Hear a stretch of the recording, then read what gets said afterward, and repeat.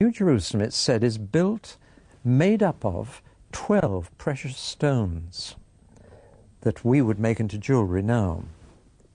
Now, here's the fascinating thing, which to me is the final proof that that book is the Word of God, that it must be God-inspired.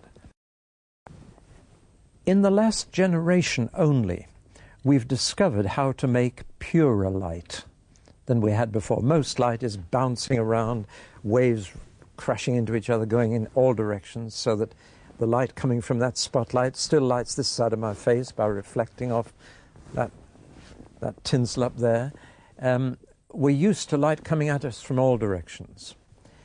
But we've now discovered how to send light in one direction. Laser light is the most common. You've seen laser light beams straight as a die. But we've also got what we call cross-polarized light. A polarized filter, if you can imagine, allows light through like that. But if you put another polarized filter at right angles to that, you've really got a very fine filter. If you take sunglasses and take one lens and put it at right angles to the other, it goes even darker. It only lets very straight light through. Now, people have taken jewels and precious stones and cut a very thin slice for microscopic purposes, and then shone cross-polarized light through them to see what happens. To put it very crudely, what happens to these precious stones in pure light? And one of two entirely different things happens with every jewel. The technical term, to give you a bit of science for a moment, is anisotropic jewels and isotropic jewels. Now, what happens is this. Some jewels, in pure light, whatever their color to begin with, they may be red, blue, or green, turn into all the colors of the rainbow and the most fantastic patterns. Other precious stones, in pure light, lose all their color, just go black, look like a lump of coal dust. And it's only in this generation that people have discovered this unusual property. For example, diamonds in pure light are nothing. Did you get that, ladies? They're not even hear that. Diamonds, nothing. Nothing. They won't be there. No, so make the most of them here. Rubies, garnets, just lose everything. Emeralds. No, they keep it. Oh, good. There are other stones that are anisotropic and go into these beautiful colors. Now, here's the fascinating thing.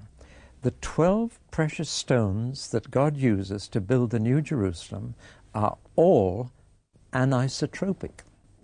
In pure light, they are all far more beautiful. And God doesn't touch the diamonds or the rubies. He doesn't build with them. Staggering.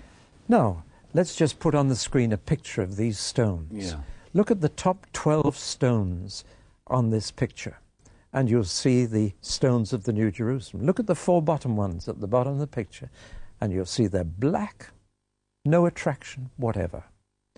Now then, who knew this 2,000 years ago? No scientist knew it. Nobody knew it. John the Apostle, writing down the book of Revelation as the Lord dictated it to him, he didn't know. Nobody knew except one person in the entire universe, and he knew, and that was God himself. Where is that written exactly? Revelation 21, right, halfway through, and you'll find all the 12 stones listed there. And you can just imagine from the picture we've seen on the screen how beautiful the New Jerusalem is going to be. No need for do-it-yourself decoration or changing rooms there. No need. The materials that God uses will be fabulous. From verse 19, 21 right. Verse 19. Read them out. The first foundation was jasper. Yeah. The second, sapphire. The third, chalcedony. The fourth, emerald. The fifth, sardonyx.